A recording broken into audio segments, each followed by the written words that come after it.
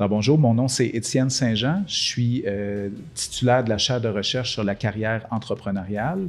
Je suis également titulaire de la chaire d'excellence en enseignement sur la pédagogie de l'entrepreneuriat et directeur scientifique du laboratoire de recherche en entrepreneuriat et innovation associé au Carrefour d'entrepreneuriat et d'innovation de l'UQTR.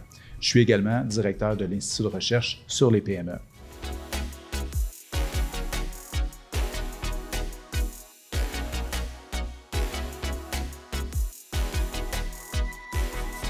Mes intérêts de recherche, en fait, je travaille sur tout ce qui amène les gens à s'engager en entrepreneuriat, à rester dans la carrière entrepreneuriale et également la sortie de la carrière. Donc, tout ce qui concerne l'intention d'entreprendre, la rétention dans cette carrière-là également. Et ça implique notamment la création d'entreprises, mais également la reprise d'entreprises déjà existantes. Alors, pour étudier ce processus-là, d'une certaine façon, je travaille avec plein de bases de données, avec plein de collaborateurs sur plein de projets différents. Notamment, un des projets importants sur lesquels je travaille, ça s'appelle le Global Entrepreneurship Monitor. C'est une vaste recherche internationale qui a débuté en 1999 dans près d'une centaine de pays qui ont participé jusqu'à maintenant. Et on parle de plus de 200 000 personnes qui répondent annuellement dans plusieurs pays pour faire un portrait de l'activité entrepreneuriale dans les différents territoires.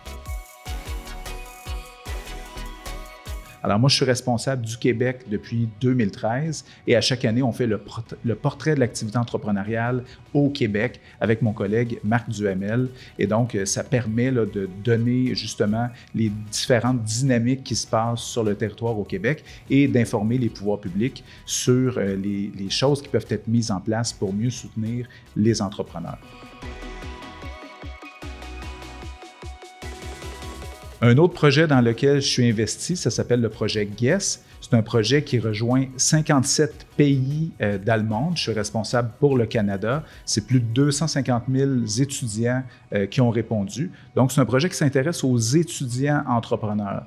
On va dans les universités et on fait répondre aux étudiants quant à leur intention de devenir entrepreneurs, mais également ceux qui sont déjà entrepreneurs pendant leurs études. On essaie de voir quel genre d'entreprise ils démarrent, c'est quoi le contexte qui les amène à démarrer et comment on peut faire pour mieux les former, les préparer, les accompagner.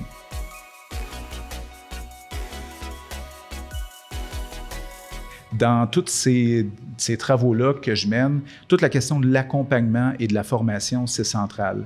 J'ai beaucoup travaillé sur la question du mentorat pour entrepreneurs, comment un mentor peut aider donc un entrepreneur à se déployer comme entrepreneur. Je travaille beaucoup en partenariat donc avec le réseau mentorat de la Fondation de l'entrepreneurship sur ce sujet-là en particulier. Mais je m'intéresse beaucoup aussi à la formation et l'accompagnement en général et je travaille avec différents partenaires, par exemple l'École des entrepreneurs du Québec, avec lesquels on a fait une vaste recherche pour comprendre les différents défis des entrepreneurs dans l'idée de mieux les préparer, les accompagner et pour l'École de développer des formations pour ces entrepreneurs-là en particulier. Également, je travaille sur différents groupes d'entrepreneurs ou des particularités de l'entrepreneuriat. Notamment, je travaille sur la question du genre en entrepreneuriat. Le fait, par exemple, d'être une femme et de démarrer une entreprise, quel impact que ça a. On réalise à chaque année qu'on fait le portrait de l'activité entrepreneuriale qu'il y a quand même moins de femmes qui décident de s'engager dans l'entrepreneuriat. Ça tend à changer et il y a de plus en plus de femmes qui s'engagent, mais on essaie de voir, dans le fond, les différentes particularités d'être une femme, notamment les stéréotypes auxquels elles font face parfois quand elles déploient leur projet et comment on peut faire donc pour sensibiliser les différents organismes pour, dans le fond, donner les ressources nécessaires aux femmes, mais pas qu'aux femmes, également aux personnes immigrantes, par exemple, ou issues de la diversité. Fait qu'on travaille sur ces projets-là, par exemple, avec Evol, qui est un organisme qui intervient justement auprès de cette clientèle-là, notamment. Et donc, on travaille avec eux là, pour identifier peut-être des stratégies pour mieux soutenir ces entrepreneurs-là. On a différents projets également. Un projet qui a cours en ce moment qui traite de l'entrepreneuriat scientifique. En fait, il y a de plus en plus d'engouement dans les dernières années sur le fait de commercialiser les innovations qui ont lieu dans les universités et les centres de recherche. C'est pas gagné d'avance parce que quand on est un scientifique, on n'est pas forcément un entrepreneur et parfois la transition de rôle n'est pas toujours évidente. Alors, on essaie de comprendre, dans le fond, comment on peut amener les scientifiques à commercialiser leur innovation et à vouloir s'engager dans l'entrepreneuriat. Donc, on a un vaste projet en collaboration avec Sophie Veilleux de l'Université Laval et des partenaires tunisiens. On veut faire une comparaison Tunisie-Québec. On est financé par les fonds de recherche Société Culture à cet égard et on essaie de faire le portrait de l'entrepreneuriat scientifique et également de voir le portrait de l'écosystème qui soutient ces entrepreneurs scientifiques-là et comment on peut mieux les soutenir, comment on peut transformer la culture entrepreneuriale, par exemple, dans les universités pour amener davantage de scientifiques ou de membres de l'équipe de recherche à s'engager dans des projets entrepreneuriaux pour commercialiser les innovations pour le plus grand bénéfice de la société.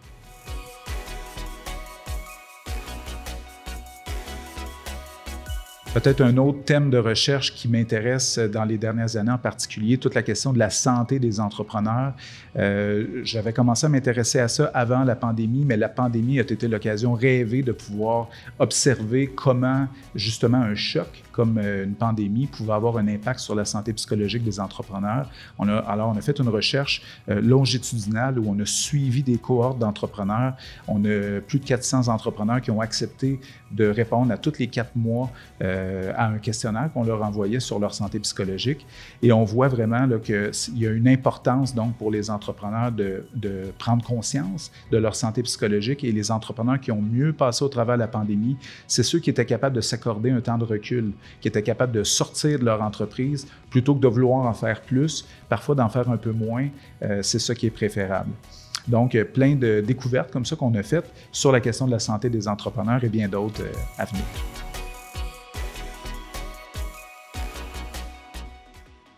Peut-être pour conclure, une dernière chose qui m'anime en particulier, je travaille beaucoup avec des partenaires à l'international. On a différents projets menés notamment avec des partenaires en Afrique francophone, je pense au Maroc, Madagascar, Sénégal, Guinée. On a vraiment plusieurs partenariats, notamment dans le cadre du Global Entrepreneurship Monitor, mais également sur des projets plus spécifiques avec les partenaires. Tantôt, je parlais de la Tunisie sur l'entrepreneuriat scientifique, mais on en a d'autres sur la question des femmes aussi dans les pays d'Afrique francophone. Alors ça, c'est peut-être quelque chose qui me démarque. J'aime beaucoup travailler avec les chercheurs à l'étranger. Il y a vraiment des questions de recherche fantastiques qui peuvent se poser et des terrains de recherche vraiment originaux sur lesquels on peut travailler avec les partenaires. Alors ça, c'est un élément qui m'intéresse particulièrement.